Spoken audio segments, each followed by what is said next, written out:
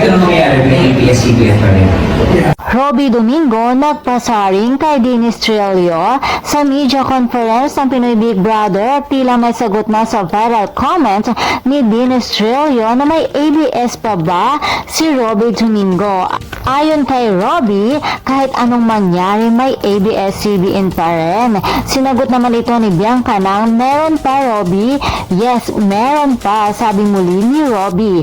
Ayon naman sa reporter, baka sabihin daw nila may pinaparinggan siya. Sabi naman ni Robby, wala siyang pinaparinggan. Samantala, excited naman si Robby sa muling pagbubukas ng pinakasikat na bahay sa bansa, ang Pinoy Big Brother Generation 11 or Gen 11.